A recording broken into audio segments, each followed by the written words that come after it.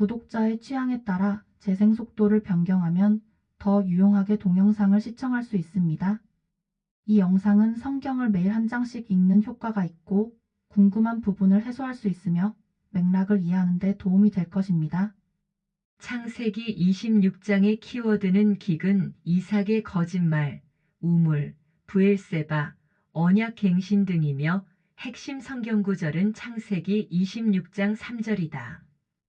창세기 26장 3절 이 땅에 머무르라. 내가 너와 함께하고 내게 복을 주리라. 내가 이 모든 지역을 너와 내 씨에게 주고 내가 내 아버지 아브라함에게 맹세한 그 맹세를 이행하며. 핵심 주제는 이삭의 번영과 하나님의 신실하심이며 핵심 주제의 배경이 되는 주요 맥락은 다음과 같이 나눌 수 있다. 하나님의 약속과 이삭의 순종, 이삭과 리브가 아비멜렉과의 갈등, 이삭의 번영과 우물 분쟁, 언약의 확증과 아비멜렉과의 동맹, 에서와 이방 여인과 결혼, 하나님의 약속과 이삭의 순종, 창세기 26장 1절부터 6절. 아브라함 시대에 있었던 첫 번째 기근 말고 다른 기근이 그 땅에 들었으므로 이삭이 그랄로 가서 블레셋 사람들의 왕 아비멜렉에게 이르니 주께서 그에게 나타나 이르시되 이집트로 내려가지 말고 내가 내게 말해주는 땅에 거하라. 이 땅에 머무르라. 내가 너와 함께하고 내게 복을 주리라. 내가 이 모든 지역을 너와 내 씨에게 주고 내가 내 아버지 아브라함에게 맹세한 그 맹세를 이행하며 또 내 씨를 하늘의 별들같이 번성하게 하고 이 모든 지역을 내 씨에게 주리니 내 씨 안에서 땅의 모든 민족들이 복을 받으리라. 이는 아브라함이 내 음성에 순종하고 내가 명한 것과 내 명령과 내 법규와 내 법률을 지켰기 때문이니라 하시니라. 이삭이 그랄에 거하였더라. 기근이 시작되자 이삭은 이집트로 내려가려 하지만 하나님께서 그를 가나안 땅에 머물게 하시며 아브라함과 맺으신 언약을 이삭에게 재확인하며 그의 순종을 통해 축복을 약속하신다. 이에 이삭은 하나님의 명령에 순종하여 가나안 땅에 머문다. 이 이삭과 리브가 아비멜렉과의 갈등. 창세기 26장 7절부터 11절. 그곳 사람들이 그의 아내에 관하여 그에게 물으매 그가 말하기를 그녀는 내 누이라 하였으니 이는 그가 그녀는 내 아내란 하기를 두려워하였기 때문이더라. 그가 이르기를 리브가는 보기에 아름다움으로 그곳 사람들이 그녀로 인해 나를 죽일까 염려하노라 하였더라. 이삭이 거기 오래 거하였는데 블레셋 사람들의 왕 아비멜렉이 창 밖으로 내다보다가 봄에 보라 이삭이 자기 아내 리브가와 즐겁게 놀므로 아비멜렉이 이삭을 불러 이르되 보라 그녀는 정녕 내 아내이거늘 어찌하여 내가 이르기를 그녀는 내 누이란 하였느냐 하니 이삭이 그에게 이르되 내가 이르기를 그녀로 인해 내가 죽을까 염려하노라 하였기 때문이라. 아비멜렉이 이르되 내가 우리에게 행한 이 일이 도대체 무엇이냐? 백성 중에 하나가 내 아내와 쉽게 누울 수 있었으니 내가 우리에게 죄를 가져올 뻔하였도다 하고 아비멜렉이 자기의 온 백성에게 명하여 이르되 이 사람이나 그의 아내를 건드리는 자는 반드시 죽임을 당하리란 하였더라. 이삭이 기근을 피하여 그랄로 갔을 때 리브가를 누이라고 속인다. 그러나 아비멜렉이 진실을 알아차리고 이삭과 리브가를 보호한다. 이삭은 아브라함 때처럼 두려움으로 인해 아내를 누이라고 속인다. 이것은 당시의 시대적 사회적 불안이 어느 정도임을 짐작할 수 있다. 당시에는 남편이 있는 여인을 범하면 사형을 당하는 엄한 규정이 있는 반면에 남편이 죽으면 그 규정에서 벗어난다. 그래서 이러한 법의 양면성을 악용하여 남편을 살해하고 여인을 범하는 경우가 허다하였다. 아브라함과 이삭은 이러한 당시의 사회적 모순을 두려워하였던 것이다. 그러나 이삭은 구속사의 연결고리이므로 하나님은 아비멜렉을 통해 이삭과 리브가를 보호하셨고 하나님의 언약을 신실하게 이루어 가신다. 3. 이삭의 번영과 우물 분쟁. 창세기 26장 12절부터 25절. 그때에 이삭이 그 땅에서 씨를 뿌려 그 해에 100배를 받았고 주께서 복을 주심으로 이 사람이 크게 되어 앞으로 나아가 마침내 심히 큰 자가 되었으니 그가 양떼와 소떼를 소유하고 종들이 심히 많았더라. 블레셋 사람들이 그를 시기하였으며 그의 아버지 아브라함 시대에 그의 아버지의 종들이 판 모든 우물을 그들이 막고 흙으로 메웠더라. 아비멜렉이 이삭에게 이르되 너는 우리보다 더 강력한즉 우리에게서 떠나가라 하니라. 이삭이 그곳을 떠나 그랄 골짜기에 장막을 치고 거기 거하며 자기 아버지 아브라함 시대에 그들이 팠던 우물들을 다시 팠으니 이는 아브라함이 죽은 뒤에 블레셋 사람들이 그 우물들을 메웠기 때문이더라. 그가 그 우물들의 이름을 자기 아버지가 부르던 이름으로 불렀더라. 이삭의 종들이 골짜기를 파서 거기서 솟아나는 우물을 얻었는데 그랄의 목자들이 이삭의 목자들과 다투며 이르되 이 물은 우리의 것이라 하니라. 그들이 그와 다투었으므로 이삭이 그 우물의 이름을 에색이라 하였더라.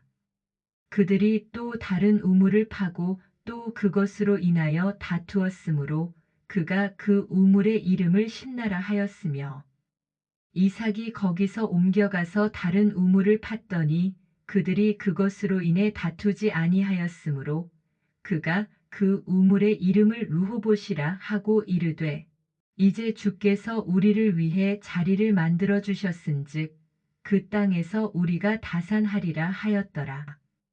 이삭이 거기를 떠나 브엘세바로 올라가매 바로 그 밤에 주께서 그에게 나타나 이르시되 나는 내 아버지 아브라함의 하나님이니 두려워하지 말라. 내 종 아브라함으로 인하여 내가 너와 함께하고 내게 복을 주어 내 씨를 번성하게 하리라 하시매 이삭이 그곳에 제단을 쌓고 주의 이름을 부르며 거기에 장막을 치니 그의 종들이 거기서 우물을 팠더라. 이삭이 하나님께서 주신 축복으로 크게 번영하자 블레셋 사람들이 시기하여 그와 우물을 둘러싸고 분쟁한다. 이삭은 다툼을 피하며 여러 번 자리를 옮긴 끝에 하나님께서 평안을 주심을 경험한다. 이삭의 번영은 하나님의 언약적 축복의 실현을 보여준다. 이삭은 갈등을 피하며 평화를 이루기 위해 양보와 겸손을 실천하며 우물을 통해 이삭과 그의 가족이 생명을 유지하도록 하나님께서 공급하신다. 마태복음 5장 9절을 기억하자. 마태복음 5장 9절 화평케 하는 자들은 복이 있나니 그들이 하나님의 아이들이라 불릴 것이기 때문이요. 4. 언약의 확증과 아비멜렉과의 동맹. 창세기 26장 26절부터 33절. 그때에 아비멜렉이 자기 친구 중 하나인 아우삿과 자기 군대의 총대장 비골과 함께 그랄에서부터 이삭에게로 오매. 이삭이 그들에게 이르되 너희가 나를 미워함으로 나를 내보내어 너희를 떠나게 하였거늘 어찌하여 내게 왔느냐? 하니 그들이 이르되 주께서 너와 함께 계심을 우리가 분명히 보았으므로 우리가 말하기를 이제 우리 사이 곧 우리와 너 사이에 맹세를 맺고 우리가 너와 언약을 맺으리란 하였노라. 우리가 내게 손을 대지 아니하고 선한 일만 내게 행하며 너를 평안히 내보낸 것 같이 너는 우리를 해치지 말라. 이제 너는 주께 복을 받은 자니라.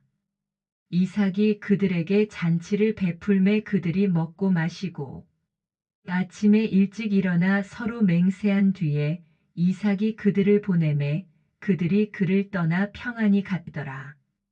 바로 그날 이삭의 종들이 와서 자기들이 판 우물에 관해 이삭에게 고하여 이르되 우리가 물을 찾았나이다 하매 그가 그것을 세바라 하였더라. 그러므로 그 도시의 이름이 이날까지 부엘세바니라. 아비멜렉이 이삭을 찾아와 동맹을 제안하며 이삭이 하나님의 축복을 받은 것을 인정한다. 두 사람은 동맹을 맺고 화평을 선언한다. 이삭의 삶을 통해 하나님의 축복이 이방인들에게도 증거됨을 알 수 있으며 하나님께서 이삭을 통해 이방인들과 평화를 이루게 하신다. 잠언 16장 7절을 기억하자. 잠언 16장 7절 사람의 길들이 주를 기쁘게 하면 그분께서 그의 원수들까지도 그와 화목하게 하시느니라. 5. 에서와 이방 여인과 결혼.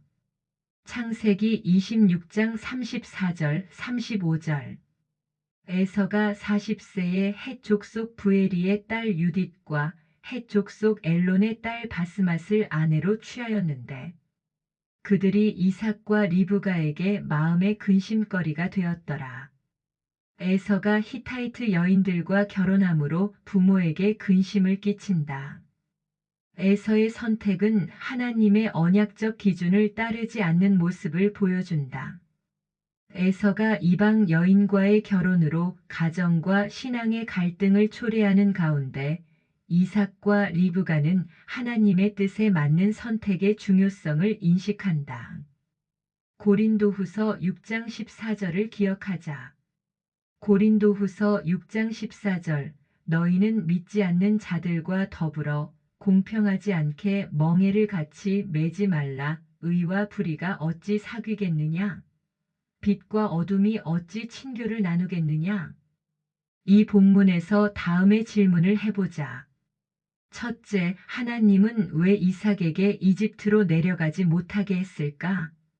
하나님은 아브라함과 맺으신 언약을 이어가시는 분으로서 그 언약이 성취될 무대는 반드시 가나안 땅이어야 했다.